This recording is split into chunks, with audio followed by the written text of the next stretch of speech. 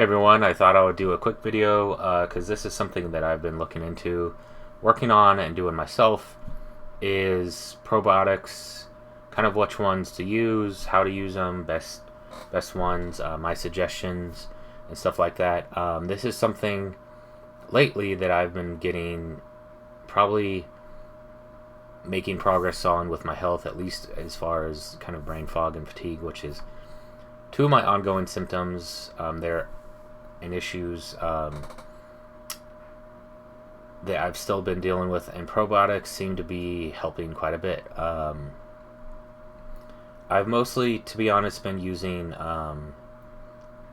supplements or capsules, but I do think it's always best if you can to get your food or your probiotics, but also vitamins and minerals from food.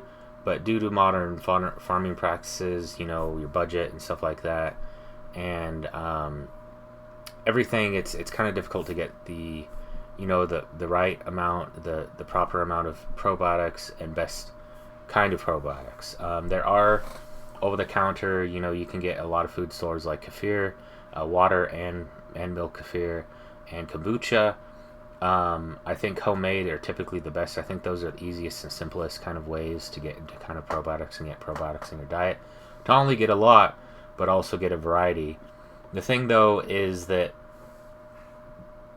not all of them will go through your gut and heal and stuff like that and soothe the gut and stuff like that, because probiotics do quite a few things. They do, they help balance out your microbiome. They help repair your gut lining, which can help with mood and stuff like that, but also energy.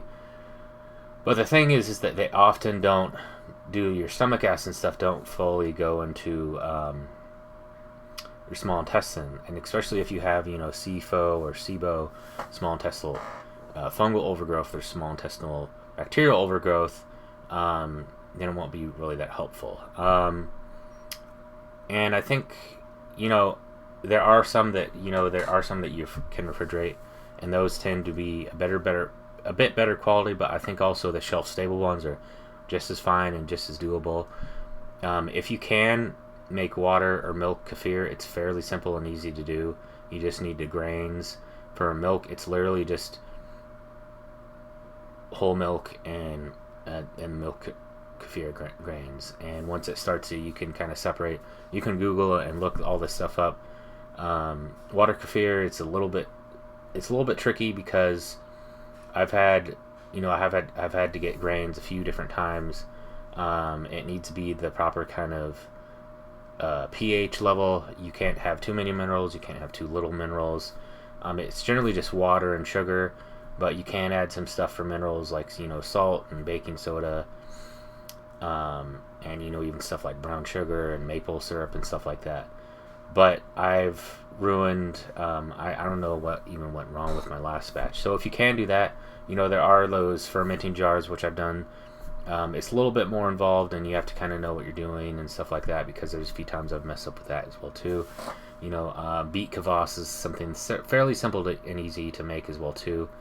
There's other ways you can also ferment. You don't necessarily have to have those fermental things to make sauerkraut and other stuff. Typically homemade and organic, if possible, is the best way to go. But getting over-the-counter probiotics, typically I would prefer to get something online. I don't know if you go to, like, say Walmart or even Costco and stuff. Costco tends to have a little bit better quality, but I found online getting probiotics and stuff like that. I think part of it is also the CFU, or I guess the dosage, and these are the colony forming units. That's what CFU stands for. And you want to slowly kind of ramp up. You can actually start doubling the amount you take. I started with maybe 60 or something like that, and then 120, and then about 200 is where I'm at about now. And you can just take them capsule form.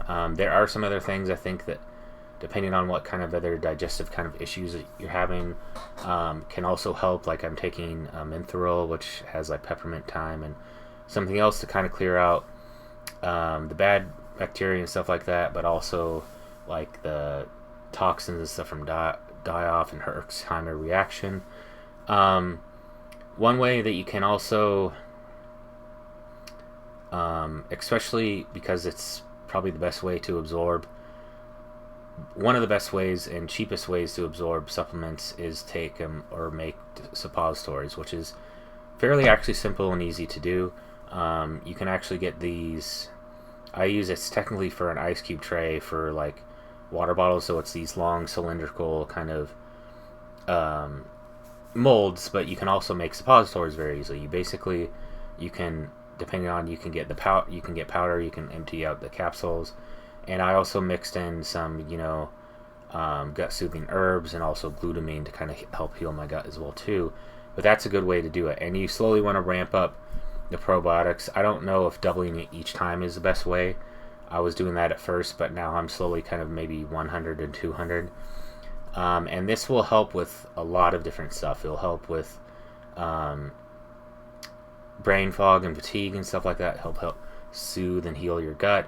It'll help with your mood and other stuff like that. But this is sort of like you want to take it as a bit of a slow process, because you don't want to take too much at once, because it will cause a really bad Herxheimer detox reaction.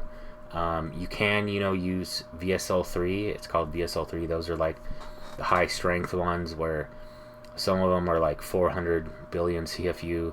Some of them are like up to 1 trillion and stuff like that. I would ramp that up, and you can get similar ones, I think, of good quality. You do want to get one with quite a variety of different strains. There are also probiotics. It depends on it starting out, if you're sensitive to if you have histamine intolerance or histamine issues. Is a lot of probiotics will make people feel worse, and I think this is something you can work on and you can improve. But you want to have D Lactate-free probiotics, which are fairly, there's only 2 or 3 different kind of probiotics I've been able to find on Amazon or elsewhere that have this in it. I think Seeking Health has one. There's one there's 1 or 2 on Amazon as well, and you can get it as powder or whatever. And that is if you're like really histamine intolerant and you have histamine intolerance and stuff like that. But I do think you do want to ramp it up and start taking more and more probiotics, and it really helps. In my experience, I think I'll be at this for a while. Microbiome is one of the probably big issues and root causes I see of a lot of different health issues, and it can help with a lot of different things. I think it can help with methylation. It can help with energy. Obviously it can help. It can also help with SIBO and SIFO and stuff like that. It may sound counterintuitive, and a lot of people have said in the past, if you're trying to kill off bacterial overgrowth or fungal overgrowth, then you shouldn't take probiotics. But I think it actually helps, because it kind of balances out, and it kind of populates the good ones in your body and in your gut. You can take antibacterial, and I think you can take probiotics while you're taking antibacterial herbs or medications, or even if you're doing like a Rife machine to kill off some of the stuff, which is probably one of the more easier and gentle ways of killing stuff off as well too. But yeah, you basically want to look for something kind of high quality on Amazon. I'm just using Amazon as reference. You can use other stuff. iHerb is also a good one. You can find fairly good, cheap, like kind of wholesale prices on supplements. But I just use Amazon because you can find quite a variety. And also try using suppositories. This is something I picked up from Josh Mason, Detox Dudes. He also does Spirit of Man and other stuff. He is a big fan of using suppositories, because that means that whatever supplement you're using, you basically absorb it more. Your body absorbs it more. Because the absorption rates of supplements, it really varies, unless they're liposomal or sublingual, or unless you inject them. Or there's nothing wrong with having like powders and stuff like that, but especially if your gut is kind of compromised, then it's not going to, it's kind of like just wasting money. And we're trying to heal. A lot of times people, at least in my case, are kind of on a low budget and stuff like that, because, you know, health is truly wealth. And I think that as you improve your health and you work on your health, then more money will be attracted to you and stuff like that. That's a bit woo-woo frequency and stuff like that, but I think that's typically true. So yeah, in summary, you know, just look for a good quality supplement that has a variety of strains, you know, 10 or more preferably. VSL3 is a good option. They are a bit spendy. There are some that are really strong. If you feel like going for it and taking a shit ton of probiotics, just be warned that it will be pretty hellish, because it's been already difficult just taking the amount that I'm taking.